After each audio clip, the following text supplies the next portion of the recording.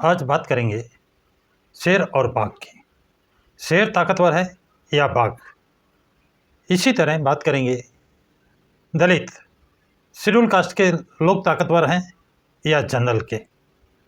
तो पहले बात करते हैं शेर और बाघ की। शेर जंगल का राजा कहा जाता है, बाघ को जंगल का राजा नहीं कहा जाता है।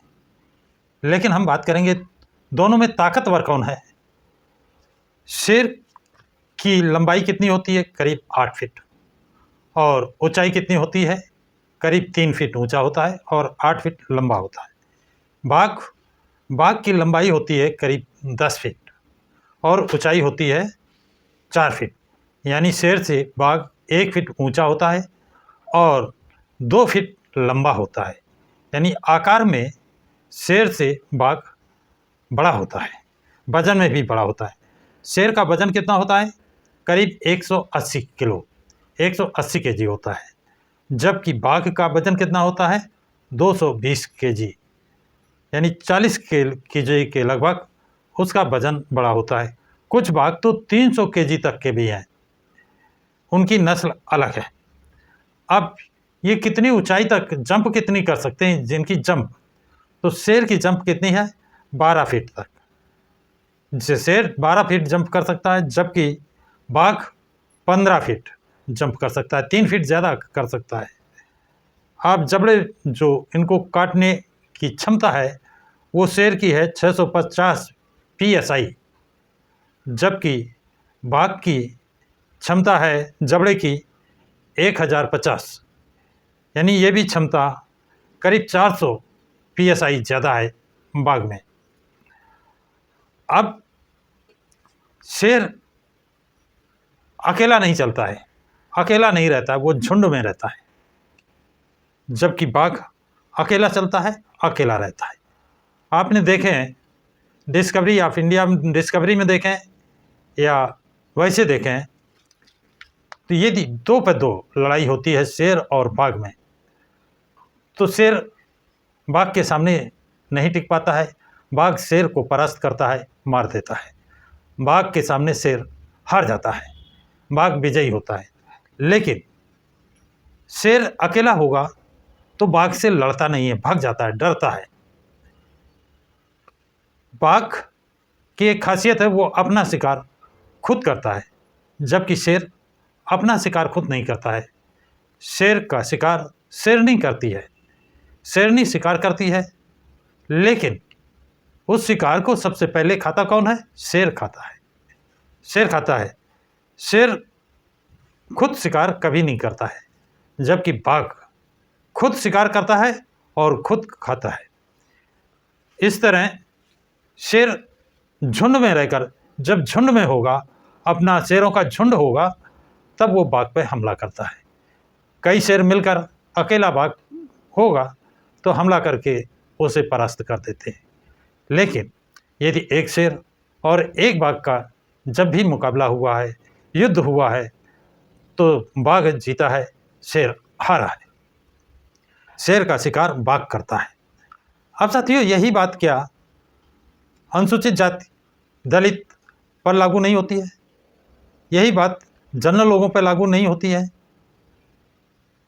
कमज़ोर वर्ग जिसे कहा जाता है, दलित वर्ग कहा जाता है, अनुसूचित जाति के लोग कहा जाता है, ये ताकतवर होते हैं, बलिष्ठ होते हैं, बलवान होते हैं, शक्तिशाली होते हैं, पहलवान होते हैं।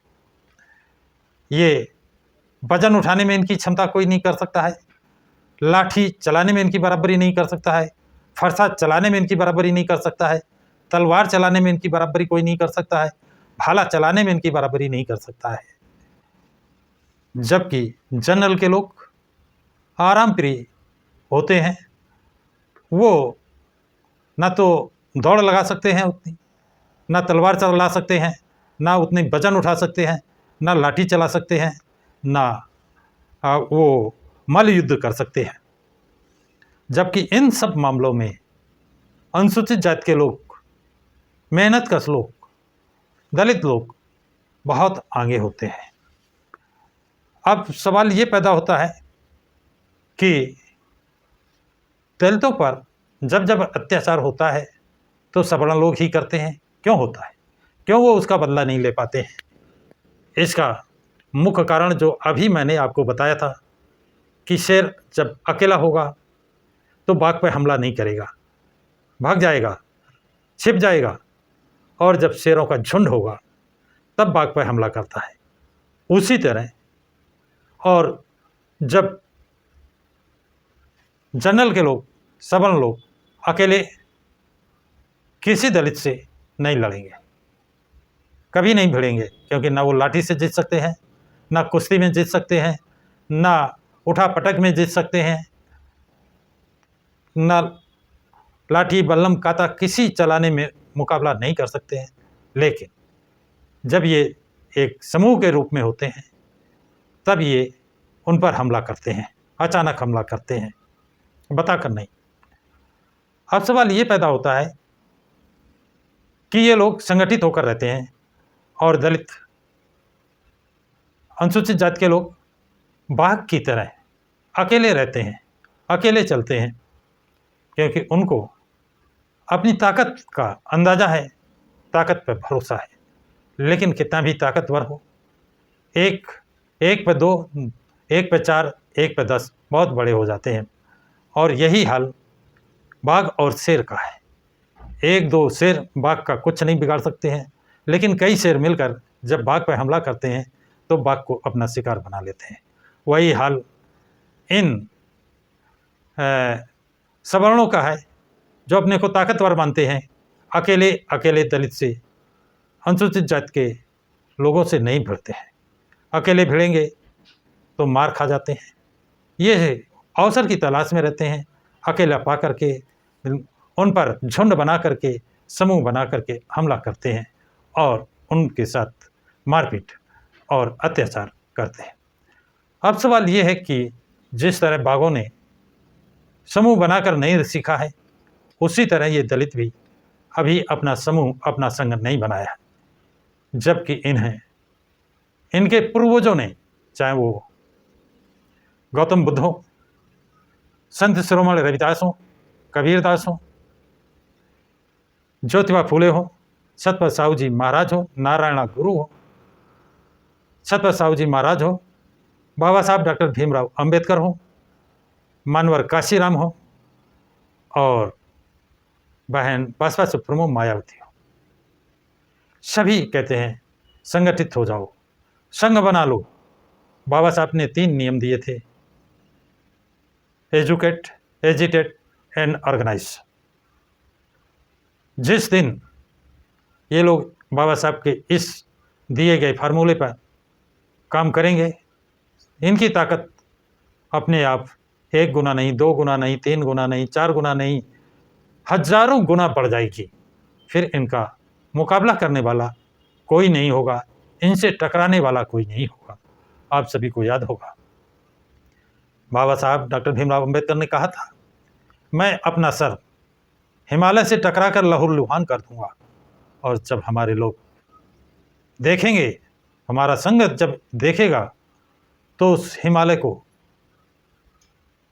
को विशालकाय हिमालय को जो समझता है उसको जमींदोज कर देंगे।